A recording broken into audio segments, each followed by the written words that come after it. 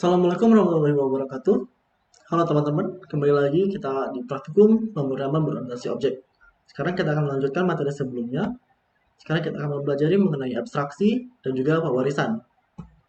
Nah, apa sih abstraksi? Jadi abstraksi merupakan konsep untuk mengeluarkan karakteristik yang umum dari beberapa objek menjadi satu objek baru, yang nantinya objek ini akan menjadi induk yang dapat mewariskan karakteristiknya ke dalam turunannya. Nah, sedangkan pewarisan itu adalah konsep untuk menciptakan objek baru yang nantinya objek baru tersebut akan memiliki seluruh karakteristik dari induknya. Maksudnya gimana sih antara abstraksi dan juga pewarisan ini? Kita bisa ambil contoh misalnya antara penduduk dan juga mahasiswa. Seperti yang kita tahu bahwa semua mahasiswa pasti penduduk dan juga, tapi nggak semua penduduk itu adalah mahasiswa. Kenapa? Misal gini, mahasiswa punya nama, penduduk juga pasti punya nama. Mahasiswa punya NPM, tapi nggak semua penduduk punya NPM. Nah, di situ karena ada yang umum di dua-duanya, yaitu di mahasiswa ada nama, di penduduk ada nama, nah maka nama ini bisa kita abstraksi.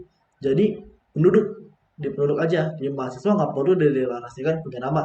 Tapi nanti mahasiswa bisa menurunkan dari induk, yaitu penduduk.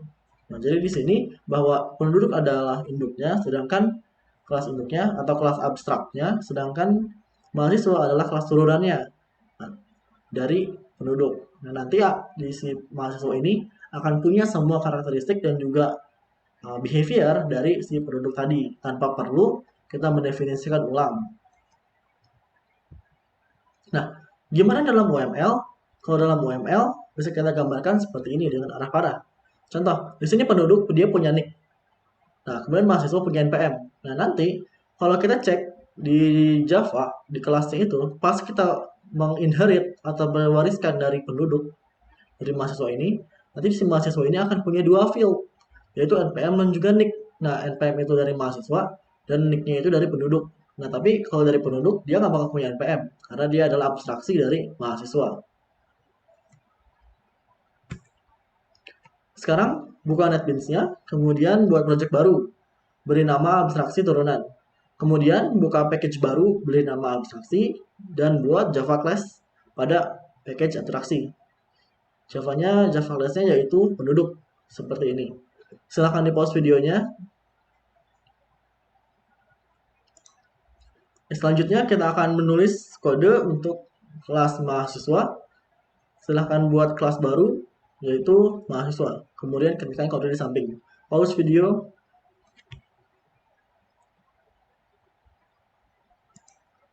Oke, selanjutnya di file abstraksi turunan di Java, silahkan ketikkan kode di samping. Sekarang kita buka NetBeans-nya. Sekarang kita akan mencoba untuk membuat kode yang baru, yaitu abstraksi turunan. Nah, di sini saya sudah punya projectnya, abstraksi turunan. Bisa dilihat bahwa di sini kita punya dua package, ada abstraksi dan juga abstraksi turunan. Nah, di sini kita punya kelas yang pertama yaitu mahasiswa, maka ada penduduk dulu. Di sini penduduknya ada nama, minuman favoritnya apa, kemudian ada penduduk, ada konstruktor, ada fungsi minum, ada prosedur minum, ada method makan, prosedur makan. Kemudian di mahasiswa kita punya NPM, kita punya konstruktor, kita punya fungsi identitas, dan kita juga punya fungsi override makan. Di abstraksi turunan, di sini kita membuat instance baru mahasiswa, kemudian kita beri NPM, kita beri nama, kita panggil fungsi identitas, fungsi minum, dan fungsi makan. Nah, kalau kita lihat satu-satu, di sini kita menciptakan instance mahasiswa. Kita setting namanya, kita simpan namanya adalah Fahmi dengan NPM segini. Kalau kita lihat di mahasiswa, dia nggak punya nama, dia punya NPM. Tapi kenapa kita bisa ngasih nama? Karena si nama tadi ada dari kelas penduduk. Di sini, dia punya nama. Nah, terus di sini juga di penduduk, dia punya minuman favorit. Apakah kita bisa mengaksesnya? Ternyata di sini tidak ada minuman favorit. Kenapa tidak ada? Karena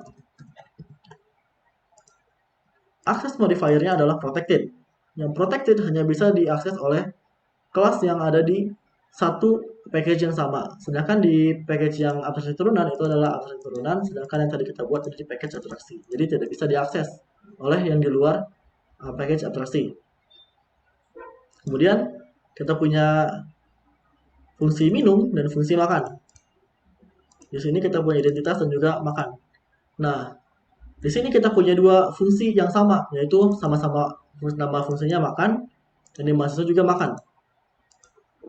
Di penduduk akan mencetak nasi, di mahasiswa akan mencetak ayam. Kira-kira yang mana yang akan dijalankan saat kita panggil? Bisa kita running.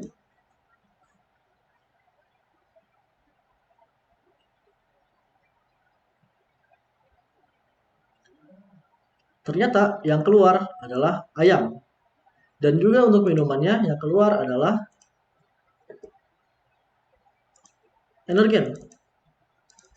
Padahal kalau kita di penduduk itu adalah susu.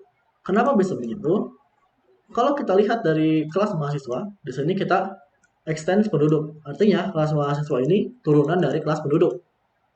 Kemudian di sini di bagian constructor, ini adalah fungsi yang akan dipanggil pertama kali saat instance akan dibuat. Artinya saat kita panggil new di sini, dia akan memanggil fungsi yang ini. Di sini kita panggil super. Super artinya kita invoke atau kita menjalankan konstruktor yang merupakan induknya, dari induknya. Konstruktor ada di induknya. Berarti kita menjalankan yang ini. Nah, di sini kalau kita lihat alurnya, new mahasiswa. Mahasiswa ke sini. Kemudian kita eksekusi yang super. Super ada di sini. Eksekusi yang ini. Kita ganti minuman favorit susu. Oke, selesai. Kemudian kita kembali ke sini. Ini selesai, kita jalankan yang ini. Nah, di sini kita ubah lagi. Yang awalnya sudah susu jadi energen. Nah, itulah sebabnya kenapa outputnya jadi energen. Kemudian kita panggil di sini identitas. Kita panggil identitas. Identitas dia mencetak nama dan npm. Kemudian di sini kita panggil minum. Ternyata di kelas mahasiswa tidak ada minum. Karena di sini tidak ada berarti ada di penduduk. Di penduduk kita tinggal print minum. Apa yang diminum? Yang tadinya sudah kita ganti yaitu energen. Karena di sini sudah berubah ya. Level ini diganti energen. Selanjutnya kita panggil makan. Nah, makan ternyata di penduduk ada dan di mahasiswa juga ada. Nah, tapi di sini kita melakukan override.